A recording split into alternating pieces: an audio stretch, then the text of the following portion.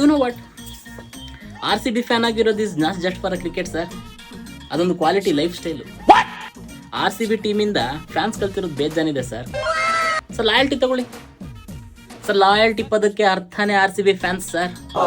ಒಂದೇ ಟೀಮ್ಗೆ ಲಾಯಲ್ ಆಗಿರೋದನ್ನ ಆರ್ ಸಿ ಬಿ ಫ್ಯಾನ್ಸ್ ಹತ್ರ ಕಲಿಬೇಕು ಸರ್.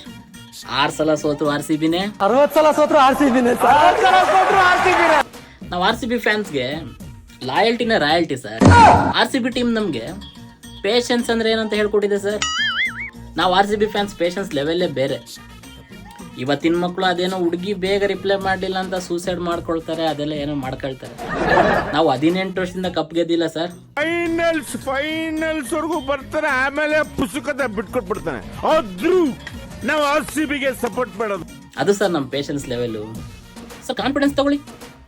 ಲೈಫಲ್ಲಿ ಕಾನ್ಫಿಡೆನ್ಸ್ ಹೇಗಿರಬೇಕು ಅಂತ ನಾವು ಆರ್ ಸಿ ಬಿ ಫ್ಯಾನ್ಸ್ ಹತ್ರ ಕಲಿಬೇಕು ಸರ್. ಸರ್ ನಮ್ಮ ಟೀಮ್ ಟೇಬಲ್ ಲಾಸ್ಟ್ ಅಲ್ಲಿ ಇದ್ರು, ನಾವು ಟೇಬಲ್ ಟಾಪ್ ಅಲ್ಲಿ ಇದೀವಿ ಅನ್ನೋ ತರ ಕಾನ್ಫಿಡೆನ್ಸ್ ಅಲ್ಲಿ ಇರ್ತೀವಿ ಸರ್. ಅಷ್ಟು ಸಾರಿ ಸೋತ್ರು ಮತ್ತೆ ಗೆಲ್ಲುವೆ ಒಂದು ದಿನ, ಗೆಲ್ಲಲೇಬೇಕು ಒಳ್ಳೆತನ. ಅದು ಸರ್ ನಮ್ಮ ಕಾನ್ಫಿಡೆನ್ಸ್ ಲೆವೆಲ್.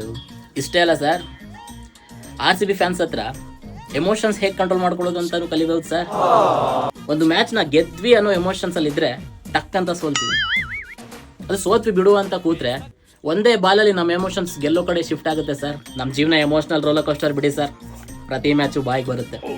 ಅಲ್ಲ, ನಾವು ಯಾವ ಮ್ಯಾಚು ಸೋಲಲ್ಲ, ಆದ್ರೂ ಅಕಸ್ಮಾತ್ ಆಗಿ ಸೋತ್ರು ಎಲ್ಲ ಎಮೋಷನ್ಸ್ನ ಕಂಟ್ರೋಲ್ ಮಾಡ್ಕೊಂಡು ವಾಟ್ಸಪ್ ಸ್ಟೇಟಸ್ಗಳಲ್ಲಿ ಏನೂ ಆಗಿಲ್ಲ ಅನ್ನೋ ಥರ ಸ್ಟೇಟಸ್ ಹಾಕ್ತೀವಿ ಸರ್. ಬೇರೆಯವ್ರನ್ನ ಉರಿಸ್ತೀವಿ. ಅದೇ ಇವತ್ತಿನ ಹುಡುಗರು ಅದೇನೋ ಡಿಪ್ರೆಷನ್ ಫ್ರಸ್ಟ್ರೇಷನ್ ಅಂತ ಏನೇನೋ ಹೇಳ್ತಾರೆ ಸರ್. ಕೊನೆಯದಾಗ ಹೇಳ್ತೀನಿ ಕೇಳಿ, ಆರ್ ಸಿ ಬಿ ನಮಗೆ ಲೈಫಲ್ಲಿ ಹೋಪ್ ಇಸ್ ಎವ್ರಿಥಿಂಗ್ ಅಂತ ಹೇಳ್ಕೊಟ್ಟಿದೆ ಸರ್.